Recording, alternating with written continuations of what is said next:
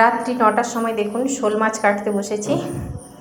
কারণ শোল মাছ আগের দিন পেয়েছিল বৃষ্টিতে, তো মারা যাবে ভেবে মারা যাওয়ার আগেই তুলে নিয়েছি। তুলে নিয়ে এটা বানাবো শোলের কালিয়া। সেই কারণে শোল মাছটা কেটে ধুয়ে লবণ, হলুদ, লঙ্কা আর গ্রেট করা পেঁয়াজ আর সর্ষের তেল দিয়ে একটু ম্যারিনেট করে রেখে দেবো 1 ঘন্টা মতো। তারপর এটাকে বানাবো। পেঁয়াজ দিয়ে দিচ্ছি, আদা রসুন পরিমাণ মতো দিয়ে, আর সর্ষের তেল দিচ্ছে। সর্ষের তেলটা দিচ্ছে এমনভাবে, এত কৃপণ আর কি বলবো, অল্প অল্প করেই দিচ্ছে। দেখুন, ও একটু কম তেল খেতে চায় আমাদের দিদিভাই, সেই কারণে দিবে কি দেবে না এই ভেবেই দিচ্ছে। আর এদিকে আলুটাকে ছোটো ছোটো করে কেটে নিয়েছে, ওটাকে তেলের মধ্যে নেড়ে নিচ্ছে। দিদিভাই রান্নাটা করছে। আলুটা একটু লাল লাল করে ভেজে নিতে হবে। 60% মতো আলুটাকে তেলের মধ্যেই ভেজে নিতে হবে, তারপর মাছের মধ্যে। আর এটা যেহেতু কাঁচা মাছ রান্না করব, মাছটাকে আগে ভাজবো না, সেহেতু আলুটাকে যতটা পারবেন আগে তেলের মধ্যেই সিদ্ধ করে নিতে হবে।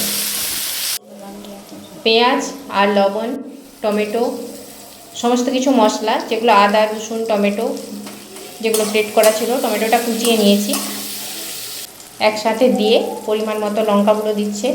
লঙ্কার গুঁড়োটাও অল্প পরিমাণে দিচ্ছে, কারণ বাড়িতে বাচ্চারা খাবে, সেই কারণে কম করেই দিচ্ছে। মাছগুলো দিয়ে দিচ্ছে। এবার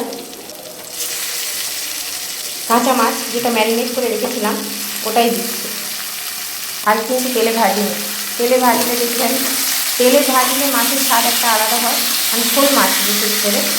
আর কাঁচা মাছ এভাবে রান্না করে দেখবেন, মাংসকেও ছেড়ে দিতে হবে, মাংস ছেড়েও আপনারা মাছ খাবেন, এত সুন্দর লাগে। যদি না কখনো বাড়িতে ট্রাই করেন, এভাবে ট্রাই করে দেখবেন, খুব সুন্দর লাগে। আর গরম ভাত, রুটি দিয়ে আমরা অবশ্য মাছ তেমন খাই না, যারা খান তারা খেতে পারেন, ভালো লাগবে হয়তো তাদের। আর আমরা যেহেতু মাছ রুটি দিয়ে খাই না, তবে গরম ভাতে আমরা খাই, খুব সুন্দর লাগে।